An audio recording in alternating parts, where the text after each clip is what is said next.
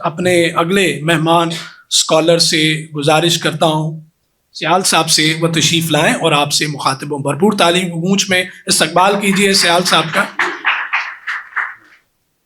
بسم اللہ الرحمن الرحیم۔ پریزیڈیم، معزز سامعین، یہ ہمارے لیے ایک میں سمجھتا ہوں کہ بڑی سعادت کی بات ہے۔ میں تو صبح ڈاکٹر صاحب سے ویسے ملنے کے لیے آیا تھا، تو مجھے انہوں نے کہا جی کہ آپ نے یہاں پہ سیمینار ہے، وہاں پہ شرکت کرنی ہے، تو مجھے تو عنوان بھی یہاں پتہ چلا کہ عنوان کیا ہے۔ میں کوئی اسکالر نہیں ہوں، میں تو ایک ادنا سا اقبال کا طالب علم ہوں، اور میرے لیے سعادت کی بات ہے کہ آپ کے سامنے ہوں۔ عنوان جو ہے یہاں پہ علامہ اقبال کا تصور تحقیق اور پاکستانی تعلیمی اداروں کا تحقیقی معیار۔ میرا تعلق چونکہ قانون سے ہے، اور مجھے فخر ہے کہ پنجابی میں ہم کہہ سکتے ہیں کہ میں علامہ اقبال کا پیٹی بند بھائی ہوں۔ میرے لیے بس یہی میں سمجھتا ہوں کہ ایک سعادت کی بات ہے۔ اور دوسرا، شاید میں ایک دو باتیں سخت کروں ایک منصف ہونے کی حیثیت سے، کہ جب کوئی فیصلہ کیا جاتا ہے تو وہ بڑا بے لاگ ہوتا ہے۔ آج کل جناب پروفیسر صاحبان، ڈاکٹر صاحبان ہیں، جو تحقیق کا معیار ہے، میں معذرت کے ساتھ کہوں گا کہ بہت سی تحقیقاتی کتب یا تھیسس ایسے ہیں جو واجب القتل ہیں۔ پنجابی کا ایک شاعر صرف ایک کتاب لکھتا ہے، اور یہ رونے کی بات ہے کہ اس کے اوپر ایم فل کا تھیسس ہو جاتا ہے۔ اس سے کیا کیا؟ علم تو علم نافع ہونا چاہیے۔ اور اس کے بعد آج یہ رونا ہے کہ جب تحقیق ہوتی ہے تو قحط القاری ہے کہ پڑھنے کے لیے کوئی نہیں۔ لیکن بھائی صاحب، جتنا مرضی یہ جو ہے کمپیوٹر آ جائے، نیٹ آ جائے، سب کچھ آ جائے، لیکن آپ یہ دیکھیں کہ ایک صبح کو جب آپ بیدار ہوں گے تو آپ کو سب سے پہلے یہ خبر ملی کہ تمام نظام جو ہے انٹرنیٹ کا وہ کرپٹ ہو گیا، تو جناب پھر آپ کے پاس وہ کتاب ہی رہ جائے گی، آپ کتاب کے پیچھے جائیں گے۔ کتاب کی قدر کریں۔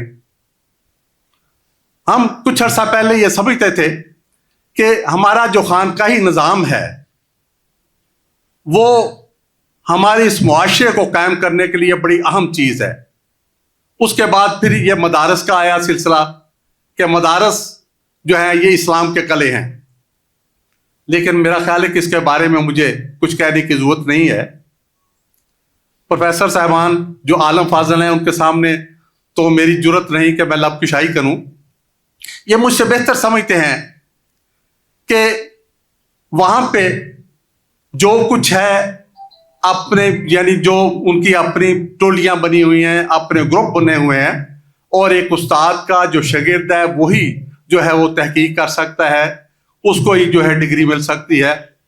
اور بے شمار لوگ ایسے ہیں کہ جو سالہ سال سے اسی نیپوٹزم کا شکار ہیں، اور وہ بیچارے یہ بھی نہیں کہہ سکتے کہ جناب یہ ہمارا جو ممتن ہے یا جو انٹرنل ان کا نگران ہے کہ وہ ان کو وقت دے کہ کہیں ایسا نہ ہو کہ وہ ویٹو استعمال کر کے جو ہے وہ بیڑا غرق کر دیں۔ یہ ہماری بدقسمتی کی بات ہے۔ عزیزو، علم جو ہے، اگر علم نافع نہیں ہے، انسانیت کے لیے مفید نہیں ہے، تو اس کا کوئی فائدہ نہیں۔ آج سے 40-45 سال پہلے کی بات ہے، میں مرحوم پروفیسر جیلانی کامران صاحب کے پاس گیا۔ ایک کتاب تھی، میں نے کہا کہ اس کے اوپر ذرا دیباچہ لکھ دیں۔ انہوں نے دیکھا، کہنے لگے یہ 100 کتابیں لکھی ہیں، ان میں سے 100ویں کتاب تمہاری ہے، تو تم نے کیا تیر مارا؟ اگر تمہاری کتاب 101 ان سے منفرد ہے تو پھر تو بات ہوئی۔ تو یہی ہے کہ ہم وہ کام کریں، ایسا کام کہ جس پہ ہمیں شرمندگی نہ ہو۔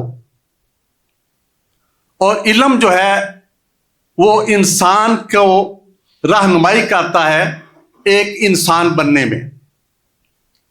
اور بینگ انسان کے بعد میں سمجھتا انسان تو ہے نا، جو آدم کا بیٹا ہے وہ آدمی ہے، جس نے انسانیت سیکھ لی. انسانیت کیا ہے یہ اصول جو ہیں بڑے واضح کیے ہوئے ہیں, تو وہ انسان بن گیا. اور میں سمجھتا ہوں کہ ایک مسلمان جو ہے وہ انسان کی بہترین مثال ہے. علامہ اقبال ہمارے دور میں ایک بہت بڑی شخصیت ہیں, اور میں سمجھتا ہوں کہ پاکستان کی شناخت علامہ اقبال ہیں. ہم نے اپنے اسلاف میں دیکھا کہ کسی نے کشف المحجوب پڑھ لی تو اس کو نے کہا جی آپ کو ولایت دے دیتے ہیں.